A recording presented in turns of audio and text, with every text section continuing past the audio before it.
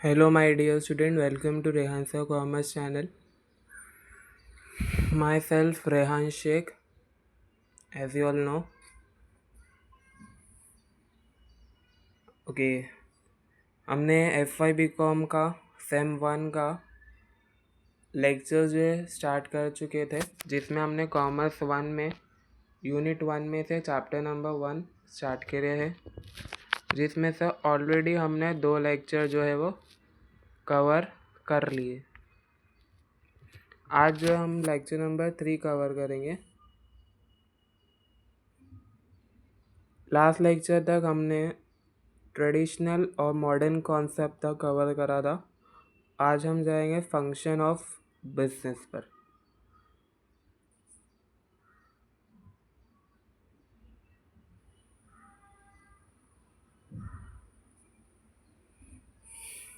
Okay, so here we are going to start with the topic now, function of business।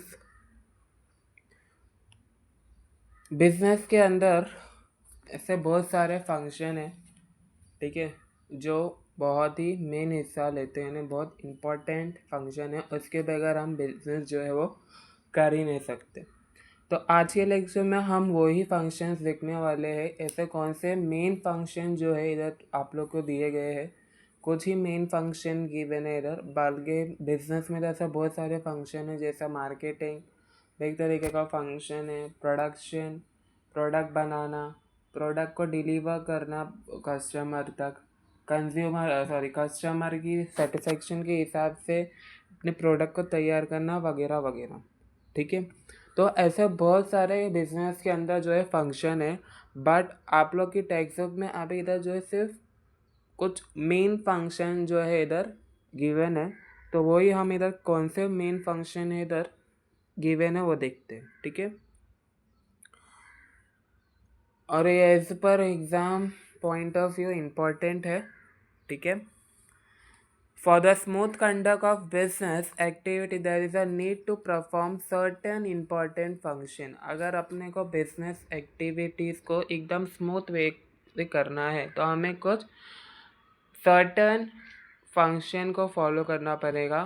Generally the important business function R S follow. जो ज़्यादातर important business function है business के अंदर, वो आपको इधर given है।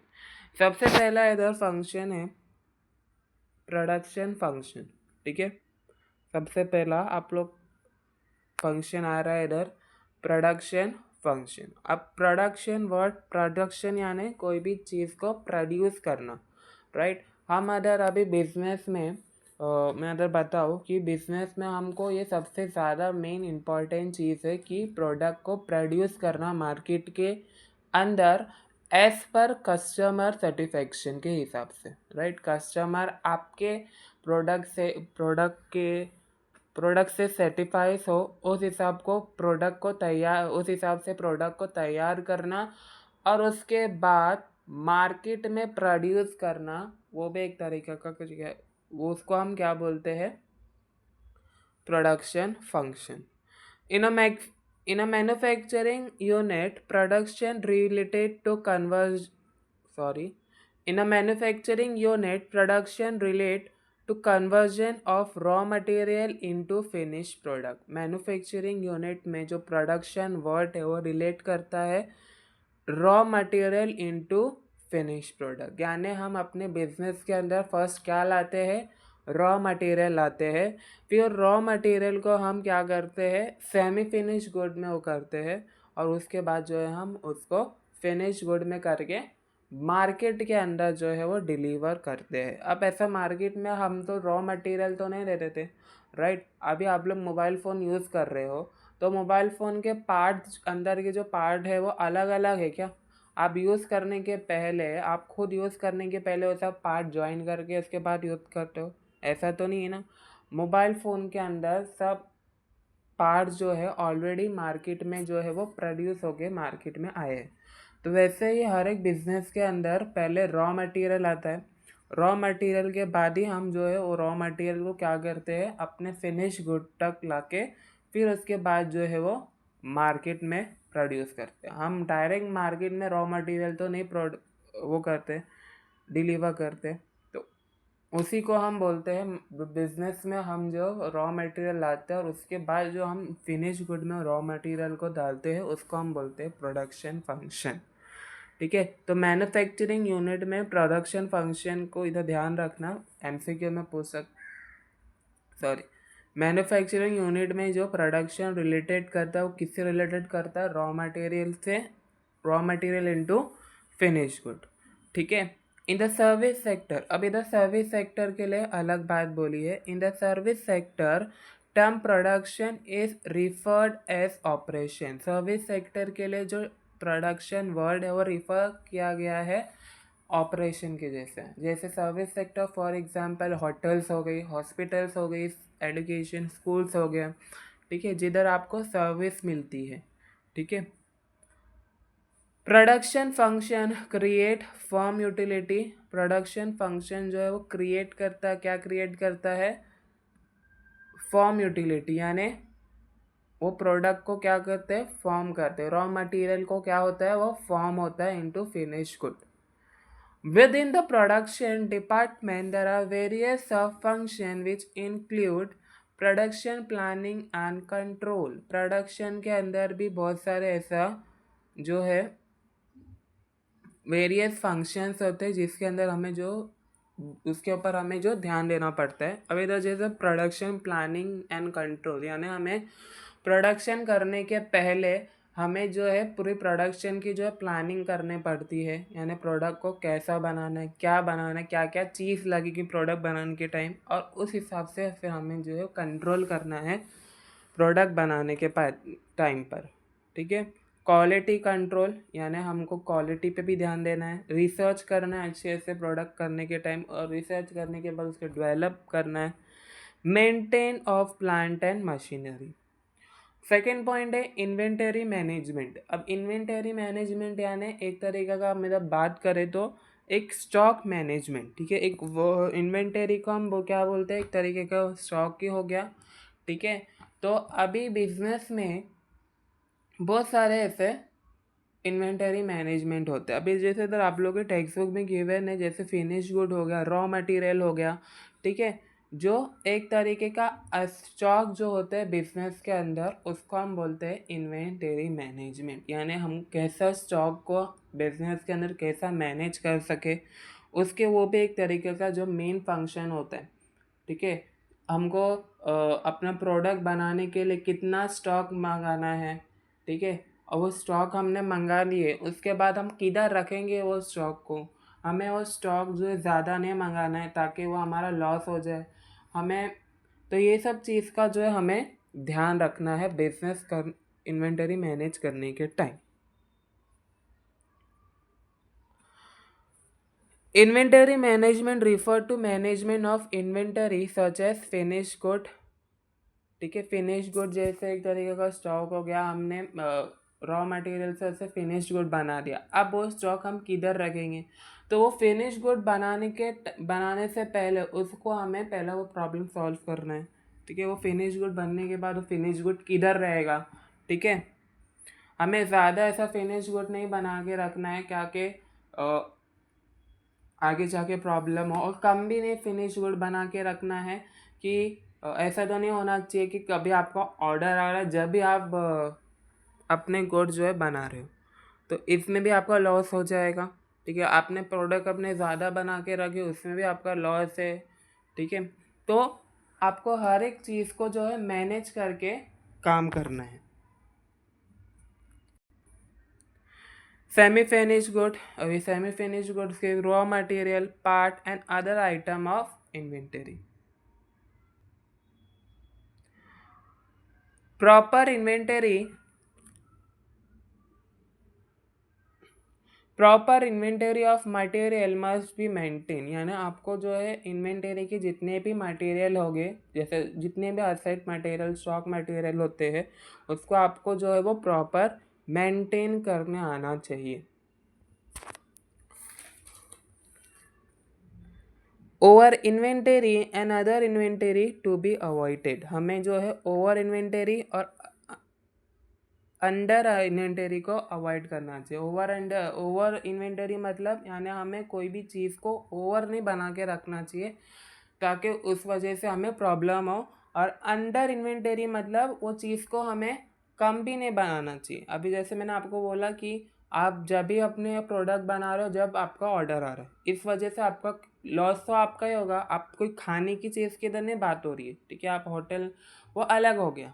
But अगर आप कोई प्रोडक्ट बना रहे हो तो वो प्रोडक्ट को आपको पहले से ही बना के रखना है ताकि आपका ऑर्डर आप फ़ौरन डिलीवर कर सको। ऐसा ना हो रहा है कि आप ऑर्डर आ रहा है उसी टाइम आप बना रहे हो, तो लॉस किसका हो रहा है? आपका ही हो रहा है, ठीक है।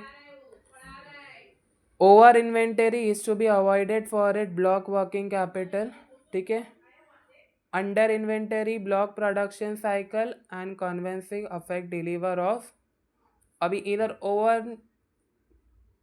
ओवर इन्वेंटरी का एग्जाम्पल है, ठीक है।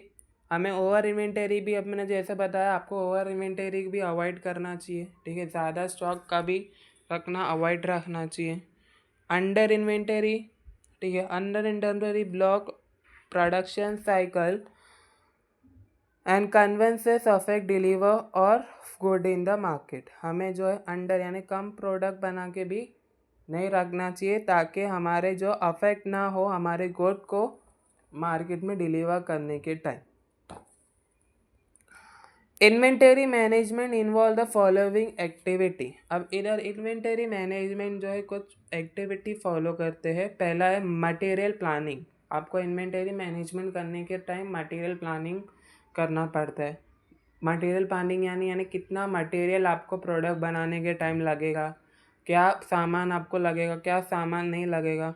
तो इन्वेंटरी मैनेजमेंट करने के टाइम आपको वो सब चीज़ का जो है प्लानिंग करना पड़ता है। Purchase of material and other output, आपको जो है मटेरियल के परचेज करना है, ठीक है, और दूसरी जो चीज़ें उसकी सब परचेज करना है। स्टोर कीपिंग, आपको प्रोडक्ट बनाने के बाद इधर वो चीज़ रहेगी उसका भी ध्यान रखना है, ठीक है। Issuing of material and other output, monitoring inventory of item, आपको जो है मॉनिटराइज करते रहना चाहिए अपनी इन्वेंटरी आइटम्स को। थर्ड पॉइंट है मार्केटिंग फंक्शन, ठीक है। बिजनेस के अंदर ये सबसे ज़्यादा इम्पोर्टेंट फंक्शन है जो है मार्केटिंग फंक्शन, ठीक है।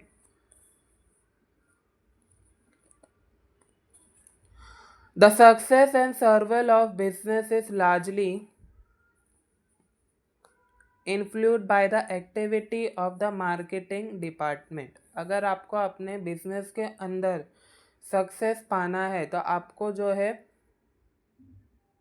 मेहनत करनी है आपके मार्केटिंग डिपार्टमेंट में, मार्केटिंग एक्टिविटी में, यानी मार्केट के अंदर आपको जो अपने प्रोडक्ट की जो है वो मार्केटिंग करनी है ताकि आपके प्रोडक्ट जो है वो सेल कर सके। फॉर एग्जांपल कोई भी नया प्रोडक्ट आता है मार्केट में, तो उससे पहले क्या होती है, मार्केटिंग होती है। आईफोन आ रहा है तो आप लोग देखे होंगे उसमें मार्केटिंग होती है, मोबाइल फ़ोन में, टेलीविज़न में, न्यूज़ वगैरह वगैरह। तो वैसे ही आपने कोई भी न्यू प्रोडक्ट लॉन्च करने जा रहे हो अपना, तो उससे पहले आपको जो है उस चीज़ की जो है मार्केटिंग देना पड़ती है ताकि वो चीज़ के बारे में लोगों को पता चले और चीज़ जो है मार्केट में जाने से पहले वो मार्केट में जाए तो वो लोग जो है वो खरीद सकें, ठीक है। तो मार्केटिंग जो है एक सबसे ज़्यादा मेन इम्पॉर्टेंट चीज़ है बिजनेस के अंदर। अगर आप वो अच्छे से फॉलो करोगे तो ही आप सक्सेस कर पाओगे बिजनेस में। Marketing conserve with identification and satisfaction of customer requirement. अभी मार्केटिंग जो है वो आपको आइडेंटिफाई करना चाहिए और सेटिफाई कस्टमर को जो है सेटिफाई करना चाहिए as per customer requirement. Marketing involve several activities such as, marketing जो है इन्वॉल्व करती है सर्वल एक्टिविटीज़ जैसे कि मार्केटिंग रिसर्च, ठीक है। मार्केटिंग करने के पहले मार्केटिंग के भी जो है वो रिसर्च करना पड़ती है। Marketing research which include customer research, dealer research etcetera. Marketing research यानी कस्टमर की रिसर्च करनी है। कस्टमर की रिसर्च यानी कस्टमर को मार्केटिंग करने मतलब मार्केटिंग करते हुए कस्टमर को बताना चाहिए, ठीक है। उसके बाद डीलर रिसर्च, डीलर के साथ भी जो है वो मार्केटिंग करते देना चाहिए एक्सेट्रा। उसके बाद है pricing of product by considering certain factors such as cost, competition, customer nature, condition prevailing in the market, corporate image etc. हमें जो है प्रोडक्ट की प्राइसिंग करने के टाइम ये सब चीज़ों की जो है वो कंसिडर करते वक्त आपको जो है प्रोडक्ट की जो है वो प्राइसिंग करते रहना चाहिए। जैसे कॉस्ट, आपको कॉस्ट कितना रखना है मार्केट में वो प्रोडक्ट का, उसके ऊपर जो है ध्यान रखना है। कंपटीशन, आप मार्केट में वो प्रोडक्ट लॉन्च कर रहे हो तो कितना कंपटीशन रहेगा वो प्रोडक्ट का। कस्टमर नेचर, फिर आपको कस्टमर नेचर के ऊपर भी ध्यान देना है, ठीक है, और एक्सेट्रा। उसके बाद है promotion mix which include publicity, advertising, sale, promotion etcetera. आपको जो है अपनी प्रोडक्ट की पब्लिसिटी करना चाहिए, एडवर्टाइजिंग देना चाहिए अपने प्रोडक्ट के ऊपर, जो है सेल देना चाहिए, प्रमोशन करना चाहिए अपने प्रोडक्ट का एक्सेट्रा। उसके बाद है product distribution which include selection of channel of distribution. Product distribution यानी इधर हम चैनल ऑफ डिस्ट्रीब्यूशन सिलेक्ट करते हैं, जैसे कि transportation, maintaining dealer relationship etcetera. Product distribution यानी हमें प्रोडक्ट को कैसा डिस्ट्रीब्यूट करना है उधर हम देखेंगे। जैसे ट्रांसपोर्टेशन हो गया, कस्टमर के साथ कैसा डील करनी है, डीलर के साथ कैसा रिलेशनशिप बना के रखना है, ठीक है। उसके बाद है product position.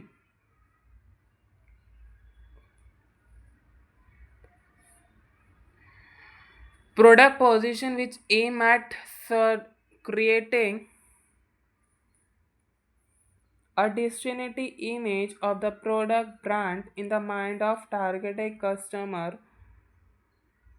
via competitive brands, ठीक है। प्रोडक्ट पोजीशन यानी हमें कैसा अपने कस्टमर के माइंड में अपने ब्रांड का नाम बनाना है, ठीक है। वो भी एक मार्केटिंग फंक्शन में हिस्सा है।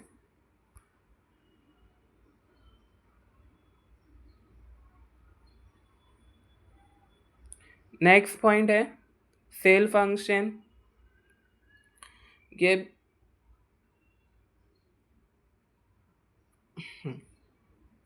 in large firm the sale activity are performed by the sale department. जो लार्ज फर्म्स होते हैं, लार्ज बिजनेस होते हैं, उसके अंदर जो सेल्स एक्टिविटी कौन ध्यान देता है? Sales department. The sales department work in close coordination with the marketing department. जो सेल्स डिपार्टमेंट होते हैं वो जो है मार्केटिंग डिपार्टमेंट के साथ मिलके जो है वो काम करते हैं ताकि मार्केट में वो अपने प्रोडक्ट जो है सही से सेल कर सके, ठीक है।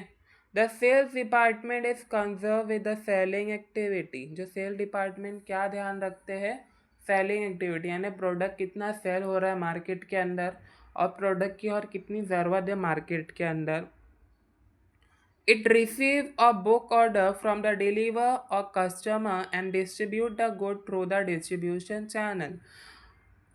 सेल फंक्शन क्या काम करते हैं? वो जो है ऑर्डर रिसीव करते हैं, डीलर हो या कस्टमर हो, फिर उसके बाद जो है डिस्ट्रीब्यूट करते हैं गुड को थ्रू द डिस्ट्रीब्यूट चैनल, यानी डिस्ट्रीब्यूट चैनल से जो गुड्स को जो है वो डिस्ट्रीब्यूट कर देते हैं। The sale department may have to undertake follow The sale department may have to undertake follow-up sales, especially in the case of consumer, durable और industrial good। जो सेल डिपार्टमेंट होते हैं उनको जो है फॉलो अप करना पड़ता है, यानी फ़ौरन वो चीज़ के ऊपर जो है वो काम करना पड़ता है, specially in the case of durable और इंडस्ट्रियल गुड के टाइम पे जो है वो सेल डिपार्टमेंट को जो है फॉलो एकदम फ़ौरन से जो है वो प्रोडक्ट को सेल करना पड़ता है ना, जैसे ऑर्डर आया वैसे ही आपने जो है वो उसी दिन पे आपने जो है ऑर्डर को डिलीवर कर दिया कस्टमर के पास या डीलर के पास। उसके बाद है finance function. Every business firm, large or small, required adequate amount of fund for the efficient conduct of its activity.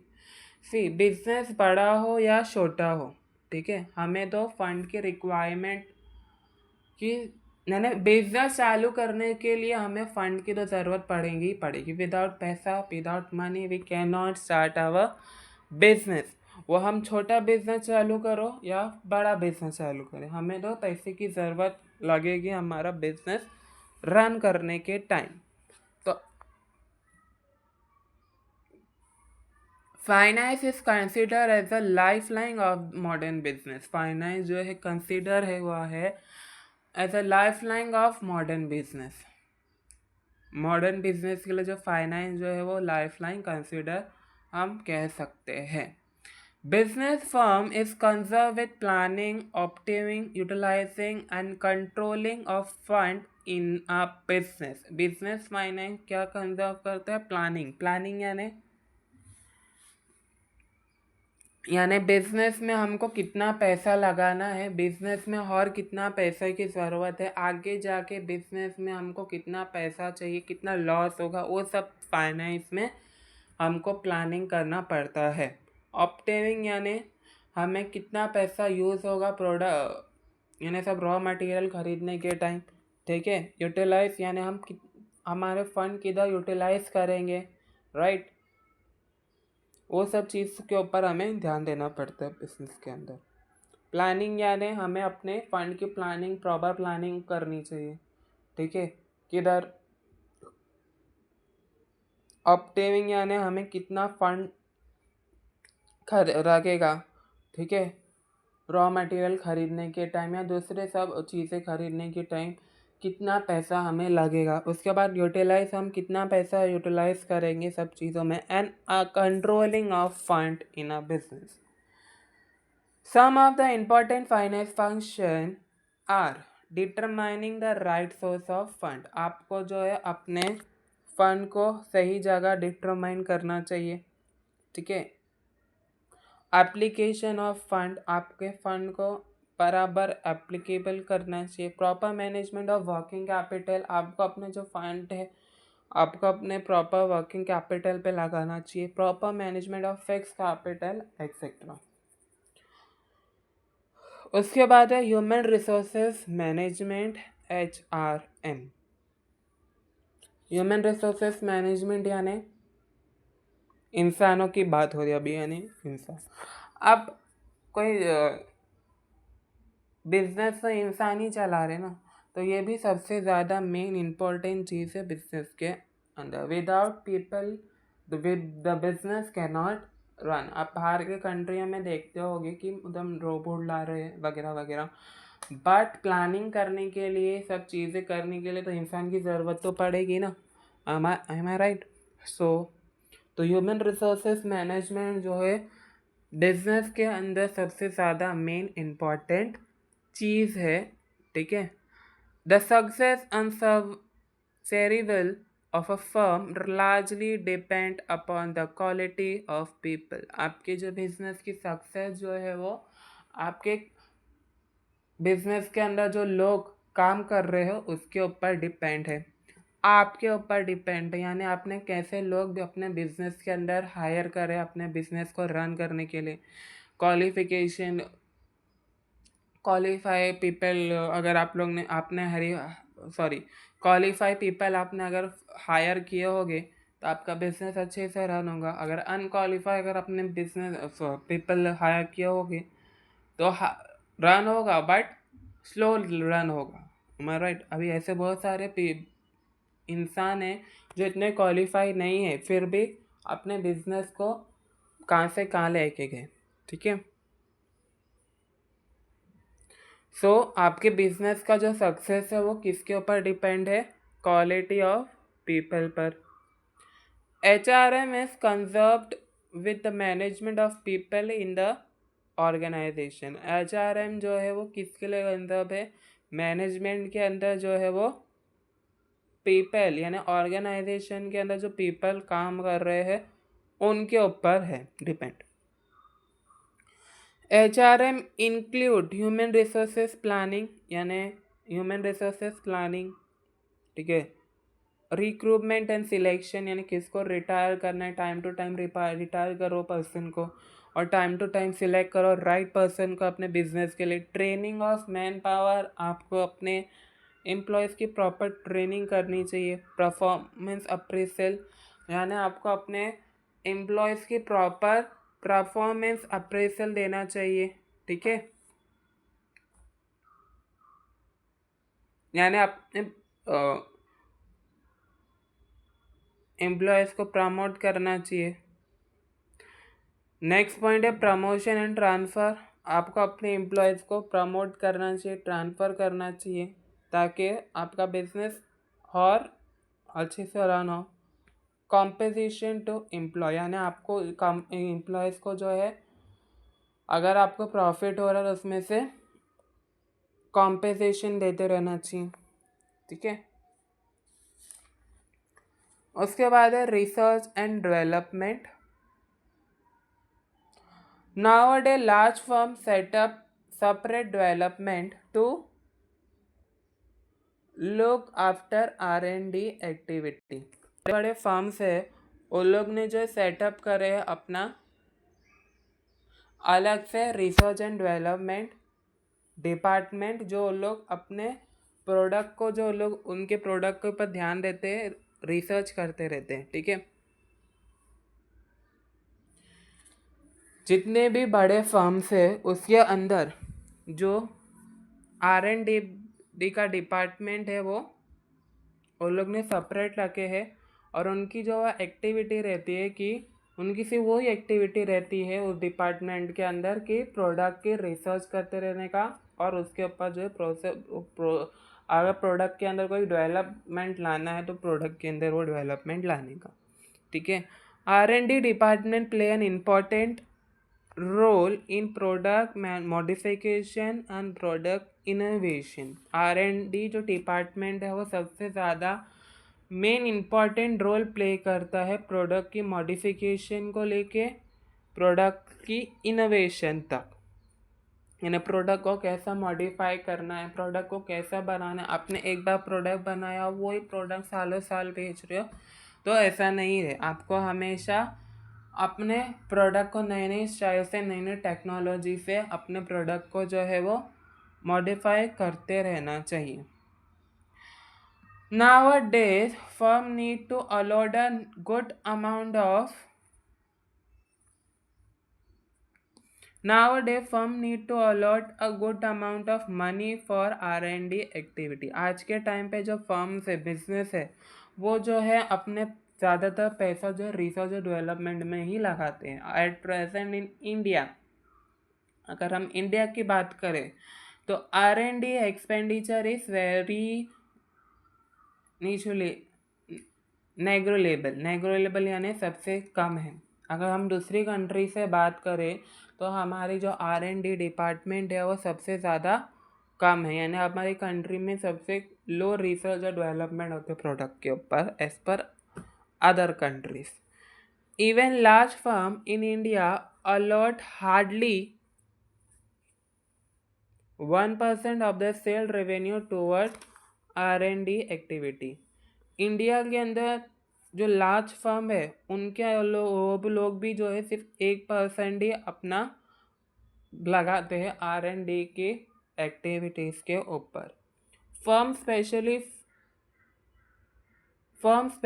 Firm develop country spend a good amount on R&D। जो बाहर की countries है, ठीक है, वो ज़्यादातर जो है वो अपने प्रोडक्ट को पर ज़्यादा पैसा लगाते हैं और रिसर्च और डेवलपमेंट करते रहते हैं। For incentive in 2020 the Leading R&D spender in the world is Amazon with over US $43 billion. 2020 में जो है अमेजोन ने कितना पैसा लगाया, $43 बिलियन। किसके अंदर? अपने रिसर्च और डेवलपमेंट डिपार्टमेंट के अंदर। 8 पॉइंट है public relation. There is need to maintain good public relation with the various section of the public। हमें जो है हमारा पब्लिक हमको जो है पहले के टाइम पे आप बिजनेस में ना पब्लिक रिलेशन से मतलब होता था ना एम्प्लॉय रिलेशन से मतलब होता था। उन लोग को सिर्फ किससे मतलब होता था? प्रॉफिट से मतलब होता था। बट हमें जो है अभी के टाइम पे जो है हमें पब्लिक रिलेशन के ऊपर भी जो है वो ध्यान देना है। ठीक है। There is a need to maintain good public relation with the various section of the public, यानी हमें वेरियस सेक्शन ऑफ पब्लिक के साथ अपना पब्लिक रिलेशन जो है वो अच्छा बना के रखना है, ताकि हमारा जो है वो प्रोडक्ट मार्केट में सेल हो सके। अगर आपका पब्लिक रिलेशन आपके प्रोडक्ट का मार्केट में अच्छा ही नहीं है तो आपके प्रोडक्ट मार्केट में कैसा सेल होगे? Therefore, it to make a good sense to maintain separate department to look after public relation, especially in the large firm। Large firm है जिसके, तो उनको जो एक सेपरेट पब्लिक रिलेशन का डिपार्टमेंट बनाना पड़ता है, ताकि वो पब्लिक रिलेशन के ऊपर, पब्लिक कंप्लेंट्स के ऊपर ध्यान दे सके, पब्लिक की फीडबैक के ऊपर ध्यान दे सके प्रोडक्ट का। The public relation department may hardly public inquiry, media inquiry or interview complaint from NGO, customer and other agency। अब इधर बताया कि पब्लिक रिलेशन यानी क्या? पब्लिक इंक्वायरी यानी आपके प्रोडक्ट की जो है public inquiry, media inquiry, interviews, complaint product का, NGOs, customer and other agencies। इन सब के साथ हमें जो है वो हमारा पब्लिक रिलेशन जो है वो हमें अच्छा बना के रखना है।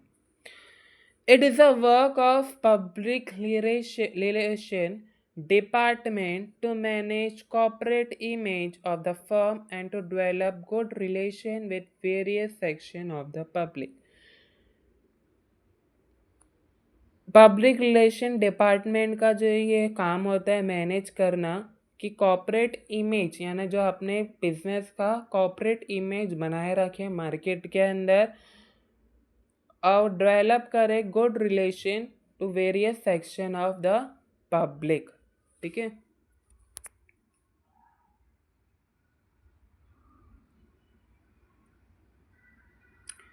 उसके बाद है corporate planning. Business firm undertake corporate planning function. Business जो होते हैं वो कॉर्पोरेट प्लानिंग, हमें जो हमारा कॉर्पोरेट प्लानिंग इम्पॉर्टेंट फंक्शन है। इसके बाद वाला जो पॉइंट आएगा उसके ऊपर जो है पूरा प्लानिंग है। Business firm undertake corporate planning function. Large MNC have a separate department which look after corporate planning activity। MNC जो है वो सेपरेट डिपार्टमेंट रखती है जो वो कॉर्पोरेट प्लानिंग एक्टिविटी का जो है वो ध्यान रखती है उधर। तो कॉर्पोरेट प्लानिंग एक्टिविटी क्या होती है बिजनेस के अंदर? Analysis of internal and external environment, यानी आपका बिजनेस के अंदर कैसा इन्वायरमेंट है और बाहर का कैसा इन्वायरमेंट है, और उसके ऊपर आपको ध्यान देना चाहिए। सेटिंग ऑफ कॉर्पोरेट ऑब्जेक्टिव, आपको जो है अपने कॉर्पोरेट ऑब्जेक्टिव सेट करना चाहिए। Framing of corporate strategies, assigning the manager in implementation of strategies, review of strategies performance। उसके बाद है सी मैंने अभी बोला कॉर्पोरेट सोशल रिस्पॉन्सिबिलिटी, इला पिछले वाले पॉइंट के जैसा ही है, बट इधर हम कॉर्पोरेट सोशल रिस्पॉन्सिबिलिटी यानी आपके जो है वो कुछ बिजनेस के अंदर कुछ आपकी जिम्मेदारी होती है, सोशल रिस्पॉन्सिबिलिटी है कंट्री से भी। S CSR is a management concept whereby company integrate social and environmental conserve in their business operation। CRS जो मैनेज करती है कॉन्सेप्ट को, जो कंपनी को जो है वो ध्यान रखना चाहिए अपने सोशल और इन्वायरमेंटल कंजर्व यानी कंट्री का सोशल और इन्वायरमेंटल यानी ज़्यादा आपके पॉल्यूशन नहीं करना चाहिए आपको, ठीक है। आपको ध्यान देना चाहिए कि आपके बिजनेस के वजह से ज़्यादा पॉल्यूशन ना हो रहा हो, ठीक है। CRS addresses the well being of all stakeholder and not just the company shareholder. CRS को ये भी ध्यान देना चाहिए ना, जितने भी स्टेक होल्डर्स है कंपनी के अंदर, शेयर होल्डर्स हो गए, एम्प्लॉयज़ हो गए, कस्टमर, उनकी भी कुछ रिस्पॉन्सिबिलिटीज़ होती है, वो बिजनेस फर्म को जो ध्यान देना है। CRS is a commitment by business firm to behave ethically and contribute to economic development while improving the quality of life। CRS जो है कमिटमेंट है बिजनेस फर्म के अंदर कि वो सही से बिहेव करे और कंट्रीब्यूट करे अपने इकोनॉमिक डेवलपमेंट यानी कंट्री के डेवलपमेंट के लिए, और while improving the quality of life, और वो क्वालिटी ऑफ लाइफ को इम्प्रूव करने के लिए वो हेल्प करे of the workforce and their family as well, of the local community and large and society at large। The Company Act 2013 maintained companies with a net worth as a with a net worth of more than rupees 500 crore or revenue of more than rupees 1000 crore or net profit of more than rupees 5 crore to remark at least 2% of their average net profit of the preceding 3 years for CSR activity। See, as per company act 2013, company एक ऐसा act बनाया है जिसके भी business में ₹5 crore revenue generate हो रहा है या 1000 करोड़, ठीक है, 5 करोड़ से ज़्यादा, तो उनको 3 साल में एक बार तभी वो अमाउंट से 2% CRS के लिए जो है वो खर्चा करना है। यानी आपके बिजनेस में जो 1000 करोड़ आपका जो है वो 3 साल में प्रॉफिट हो रहा है, तो उसमें से आपको जो है वो 2% सिर्फ 2% ही आपको जो है CRS एक्टिविटी के लिए जो है वो खर्च करना है। तो ऐसा जो है कंपनी एक्ट 2013 बना है हर एक कंपनी के लिए। Firm undertake a series of activity to fulfill CRS obligation। The CRS activity include, अब इधर CRS activities क्या होती है वो हम देखते हैं। कॉर्पोरेट सोशल रिस्पॉन्सिबिलिटी आप सबको पता है, कॉर्पोरेट सोशल रिस्पॉन्सिबिलिटी पता है ना क्या होता है। कॉर्पोरेट सोशल रिस्पॉन्सिबिलिटी यानी सोशल रिस्पॉन्सिबिलिटी, जैसे ओल्ड एज होम हो गया, वहाँ आप कैसे रिस्पॉन्सिबिलिटी करें, अपने कंट्री के लिए रिस्पॉन्सिबिलिटी क्या है आपके लिए, तो सोशल रिस्पॉन्सिबिलिटी क्या है आपकी कंट्री के लिए, ठीक है, रिलेटेड, वो हमको वो बोलते हैं corporate social responsibility. Donation to relief and rehab program, undertaking social awareness campaign, आपको जो है अपने सोशल अवेयरनेस कैंपेन लेते रहना चाहिए। सपोर्टिंग एजुकेशनल, ठीक है, आपको जो है एजुकेशनल चीज़ों में सपोर्ट करते रहना चाहिए। Training weaker section of the society to self employment. CRS can generate competitive advantage such as enhanced access to capital and market, increase CRS ने सीधा जनरेट किया है कुछ कॉम्पिटिटिव एडवांटेज, ठीक है, कुछ कॉम्पिटिटिव एडवांटेज जो है कॉर्पोरेट सोशल रिस्पॉन्स जनरेट किया, जैसे कि इंक्रीज सेल एंड प्रॉफिट, यानी सेल्स को इंक्रीज करना और प्रॉफिट जनरेट करना, ऑप्शनल कॉस्ट सेविंग, उसके बाद improved productivity and quality, effective human resources network, improve brand image and corporate reputation, enhance customer loyalty, or better decision making and risk management process etc. ठीक है, तो ये सब जो है कुछ जनरेट है, कॉम्पिटिटिव एडवांटेज है सीआरएस के लिए। तो आज के लेक्चर के लिए इतना ही। नेक्स्ट लेक्चर से हम स्टार्ट करेंगे scope of business. Function of business जो है इम्पॉर्टेंट है बहुत, तो अच्छे से पढ़ लेना इसे, ठीक है। अगर कुछ भी पॉइंट नहीं समझ आया तो कमेंट में पूछ लेना मुझे। और टेलीग्राम चैनल अभी तक ज्वाइन नहीं किए हो तो टेलीग्राम चैनल प्लीज़ ज्वाइन कर लो फॉर अदर सब्जेक्ट, ठीक है। Thank you.